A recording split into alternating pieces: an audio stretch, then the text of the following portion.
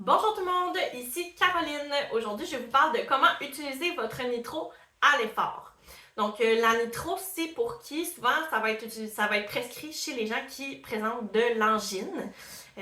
Puis ça, c'est quand même relativement fréquent chez les gens qui ont un diabète d'avoir aussi éventuellement des troubles au niveau cardiovasculaire.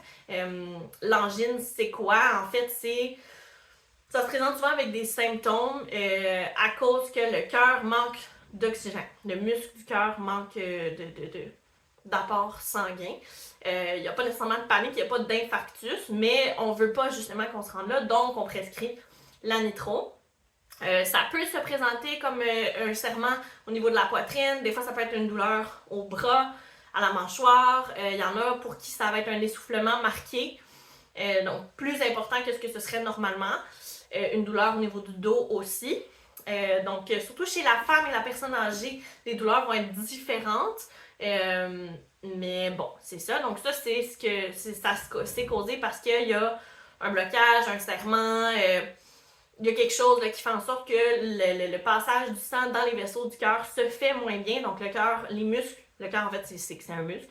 Les muscles vont manquer d'apport en oxygène et vont faire la réaction qui cause les symptômes et tout ça. Donc, pour éviter ça, pour éviter qu'éventuellement il y ait infarctus et mort de certaines cellules et la suite qu'on connaît bien, on va prescrire, excluant moi, les gens vont prescrire de la nitro pour dilater les vaisseaux sanguins. Ça ne sera pas seulement au cœur, ça va être au niveau des vaisseaux en général, pour faciliter le passage du sang dans les vaisseaux puis que les muscles du cœur soient bien approvisionnés en nutriments, en oxygène et tout. Donc, c'est à quoi ça sert. L'angine, typiquement, ça va augmenter avec l'effort et ça va diminuer au repos. Donc, ça fait partie des caractéristiques de l'angine qu'on qualifie à l'effort. Après ça, si vous avez de l'angine sans effort, ça c'est ce qu'on qualifie de l'angine instable, ou lorsque on n'avait pas d'angine pendant qu'on faisait tel effort, mais là, soudainement, oui, là, il faut vraiment aller consulter et tout. Bref, si on sort de l'histoire de l'angine, si on ressent les symptômes, qu'on est connu pour faire de l'angine et qu'on a une prescription pour de la nitro, bien important de toujours avoir sa nitro avec soi. Toujours, toujours, toujours. Comme une épipène, comme le Ventolin pour les gens qui sont asthmatiques ou qui ont des problèmes au niveau respiratoire. On veut toujours l'avoir avec soi, particulièrement lorsqu'on va faire un effort. Si jamais pendant l'effort, pendant que, par exemple, je marche, je fais une randonnée, puis je marche. Puis là, soudainement, je me mets à avoir mon serrement à la poitrine. Ça peut être d'autres symptômes, mais on va y aller avec celui-là. Je me mets à sentir mon serrement à la poitrine. Première chose qu'on va faire avant de prendre la nitro, on ne la prend pas tout de suite. Parce que, comme je disais tantôt, ça va faire dilater les vaisseaux et ça va faire chuter la pression de façon quand même importante assez rapidement. Puis on ne voudrait pas causer une syncope, une perte de connaissance, de tomber, faire une chute de pression. On ne se souhaite pas ça. Donc, première des choses, si on sent le serrement à la poitrine, c'est de ralentir. On ralentit. Si encore, on ressent encore après quelques minutes le même serrement, on va s'arrêter. On s'arrête. On peut même s'asseoir au besoin. C'est pas grave, si on s'assoit par terre, on s'assoit.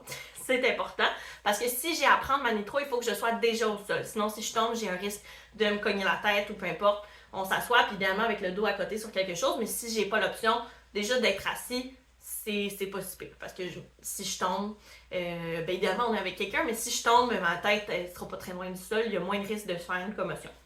Donc on s'assoit. Si au bout de 5 minutes, ça n'a toujours pas passé, on va prendre je sais pas le mot scientifique, mais un push de nitro sous la langue.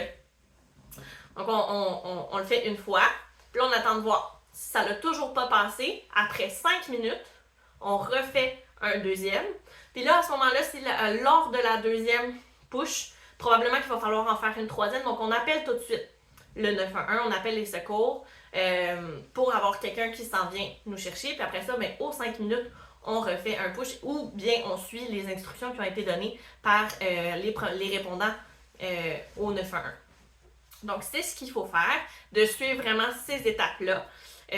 Après ça, normalement, ça devrait pas toujours arriver. Si c'est arrivé lors d'un effort que normalement vous feriez sans problème, ben là c'est important d'aller consulter son médecin parce que ça veut dire que l'angine est devenue instable.